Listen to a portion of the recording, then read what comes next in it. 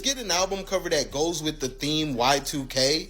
So Ice Spice just revealed this alternate cover for her debut album, and I guess it's somewhat better than the last one. It's also done by LaChapelle, but once again, I just don't get what this has to do with Y2K.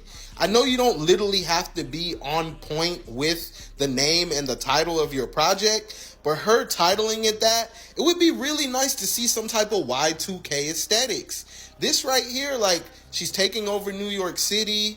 That's what I'm getting from this, but I just don't understand why were you going to title your album that if it wasn't going to have anything to do with Y2K. Just a fan, or you don't do graphic design, you just going to say stuff like this. It's fire, cover go hard.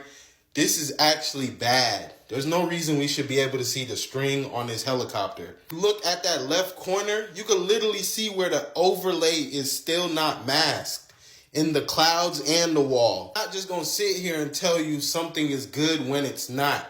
This is supposed to be done properly. Don't take everything just at face value. For people who design and people who spend time doing this, this is unacceptable. This right here is probably the only cool thing that they incorporated, and you really have to look closely to see it, so it has a little detail to it. But overall, this cover is another disaster. Ice Spice just revealed her album cover for Y2K, releasing July 26th. And what's a surprise is LaChapelle also did this album cover. We went over his Megan Thee Stallion album cover earlier this week, and that got a lot of negative feedback. However, this is much better.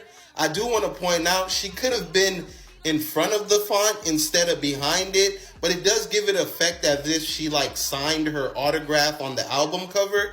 And putting the Y2K on the trash can, I just think that leaves it up to interpretation for people to call her trash or her music trash, especially the trolls. Right here, you can also see there's like an Easter egg. It's her Metro card. She has a real Metro card in real life, and it has Ice Spice on it. The subway also spelling out Ice Spice, so we might see a track list go into this, and maybe it'll spell out her whole name, which would be cool. Other things to point out, I do wish they had used some type of Y2K design aesthetic, especially with the title of this album. I just expected some type of Y2K something. The styling on here is cool as well. I don't know if it's really that like early 2000s, but it does look like your typical Ice Spice look. Why would you put Y2K on the trash can? I really had to look over this again, and it's a weird place to put the placement of the title, especially knowing people gonna say you trash, literally. So I don't know if this is like subliminal or if this is like a type of marketing or something, but I just find it very weird that they would intentionally put Y2K on the trash can. But it is New York.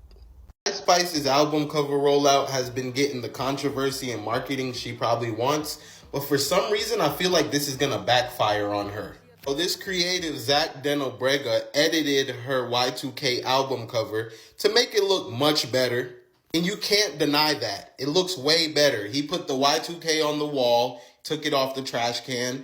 He put her name where Subway used to be, and the coolest part of this, I like how he put the paint coming out of the spray paint as if she spray painted the wall herself. So it did get a lot of retweets. A lot of people agreed with this.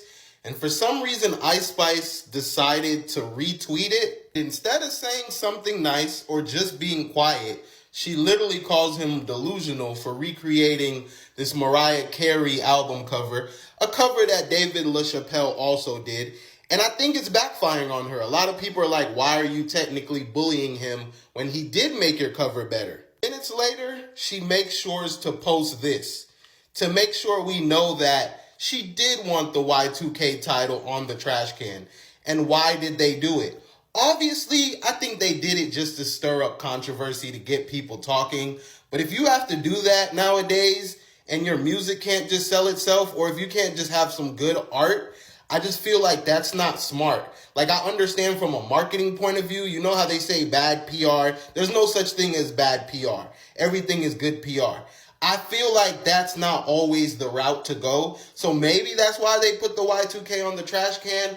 But for her to come out and to attack somebody who's just trying to make her album cover better, I don't think that was a good idea. You guys let me know what you think about this.